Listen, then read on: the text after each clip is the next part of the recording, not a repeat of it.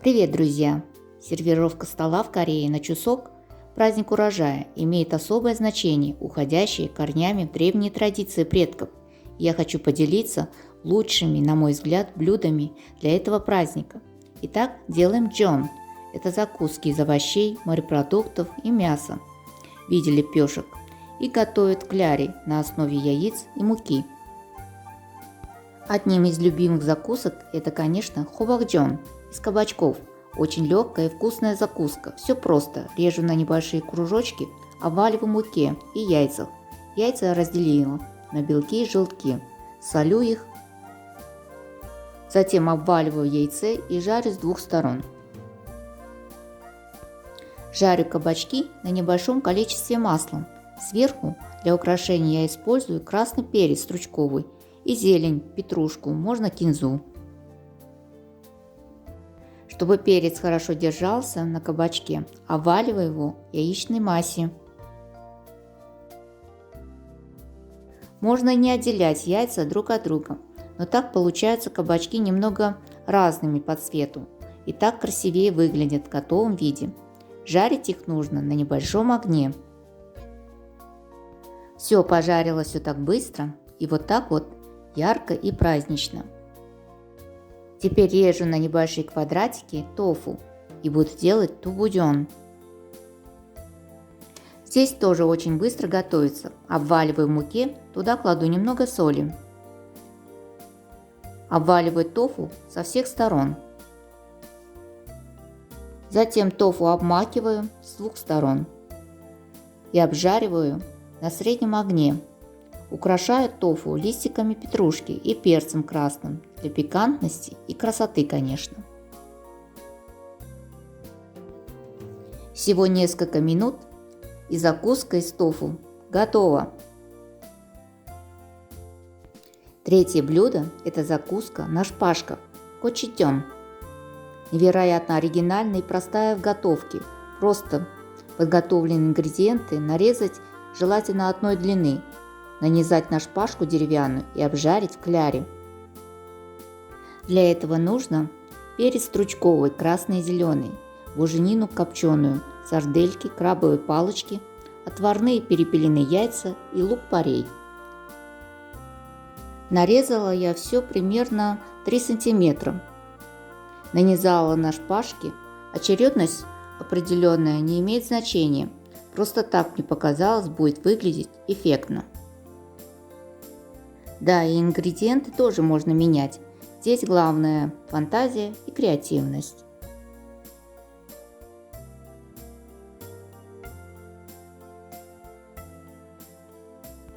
Все, получилось ровно 12 шпажек на эти ингредиенты. Подробный рецепт с расчетами продуктов вы увидите снизу под видео. Обсыпаю мукой с двух сторон.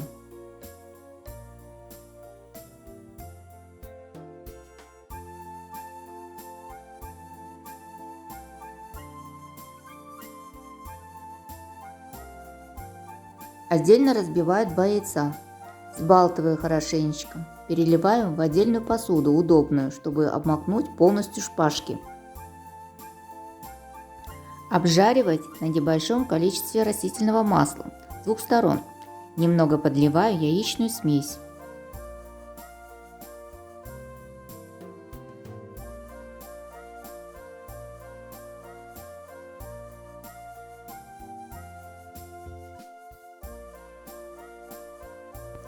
Все, быстрая закуска кочидён готова.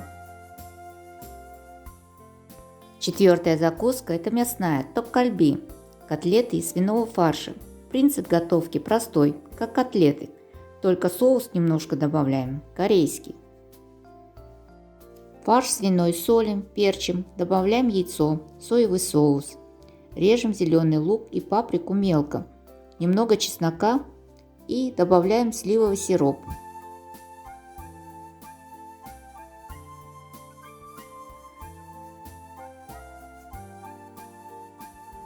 Сформировать небольшие шарики, делать лепешку, обвалять в муке и жарить на растительном масле. Обжариваем биточки с двух сторон до золотистой корочки. Ароматные нежнейшие котлетки ток-кальби готовы. Дошла очередь до самого важного и вкусного блюда – тяпче. Наверное, нет таких людей, кто не любит или не знает про это блюдо корейской кухни. Тяпче делают обязательно с говядиной. Мясо тонко режется ломкой в длину, заправляют маринадом, а это чеснок, сахар тростниковый, черный перец, соевый соус, кунжутное масло. Все это перемешиваем и оставляем на 15-20 минут. Лук, паприку, морковь режем соломкой.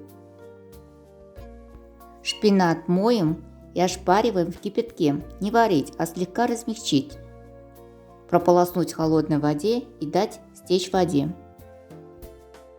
Заправляем шпинат соевым соусом, кунжутным маслом, чесноком, черный перец немножко и семена кунжута жареные. Грибы шиитаке я использую сушеные и древесные грибы тоже. Я их замочила на несколько часов в холодной воде. Готовые нарезанные овощи обжариваю по отдельности. Масло немного растительного и лук жарю до мягкости. Овощи я подсаливаю немного. Морковь тоже слегка обжариваю на сильном огне, чтобы овощи не успели отдать сок. На масле слегка подсаливаю. Наливаю немного масла, кладу туда все грибы и помешиваю, кладу немножко соевого соуса. Все это обжариваю. Если не хватает соли, то солю по вкусу. Сковороду протираем время от времени бумажной салфеткой. Наливаю туда немножко масла и также обжариваю быстро паприку. Немного подсаливаю и все. Все овощи нужно обжаривать быстро, чтобы они оставались хрустящими, как свежие.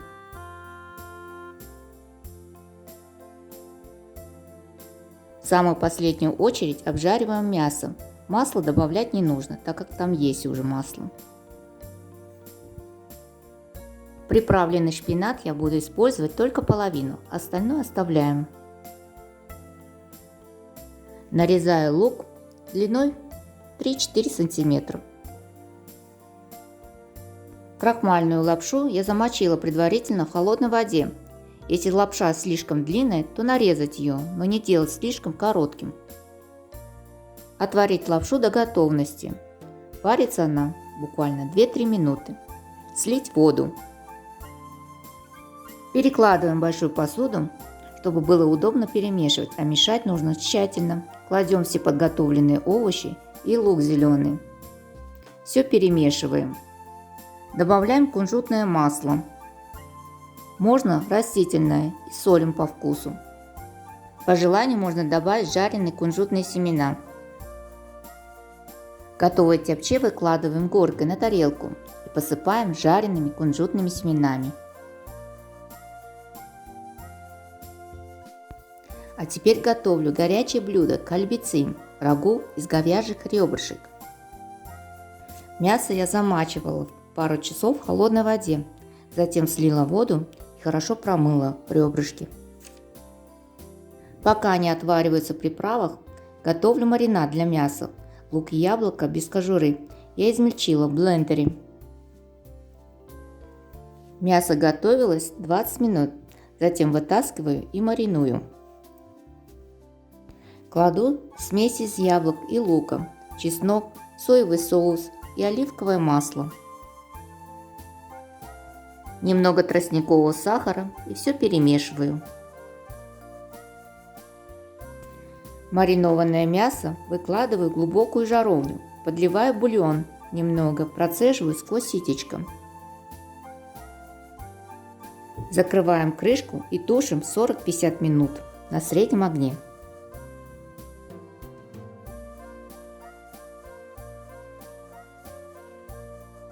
Пока мясо тушится, заготавливаем овощи. Нарезаю дайкон и морковь небольшими кусочками. Убираю ножом углы и придаю овощам закругленную форму. Так они выглядят очень красиво. Через час примерно я кладу овощи. Грибы шиитаке я замочила и нарезала Затем кладу дайкон и морковь. Все перемешиваем и тушим минут 20-30. В самом конце кладу стручковый перец, солю и перчу по вкусу. Сочные нежные ребрышки с приправами готовы. Сверху посыпаю луком-пореем. Любой праздничный стол не обходится без супа, и поэтому будет сегодня легкий, полезный из морских водорослей миокук. Сушеные водоросли, пару миок, я отмочила в воде, нарезала на небольшие кусочки, заправила чесноком, кунжутным маслом. Соус анчоусный, можно любой рыбный соус.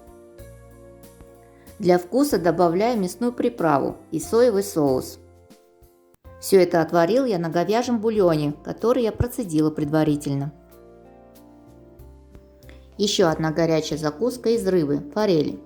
Филе рыбы я нарезала на небольшие кусочки, посолила и поперчила.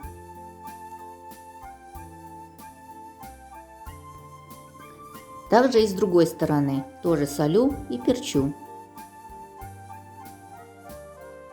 Каждый кусочек обмакиваю со всех сторон мукой, затем в яйце.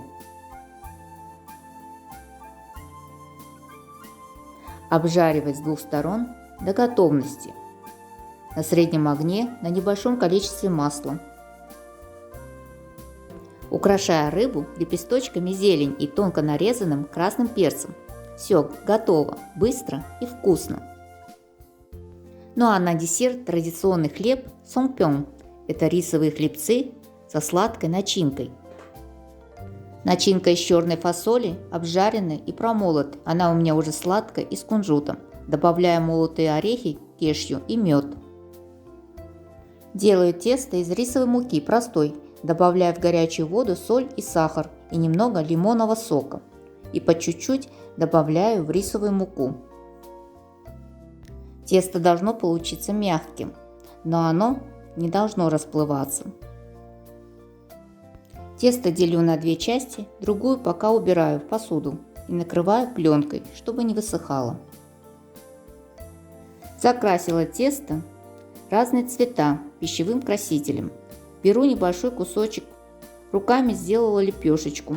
Туда кладу начинку и закрываю полностью начинку и придаю хлебцам круглую форму, как можно круглее.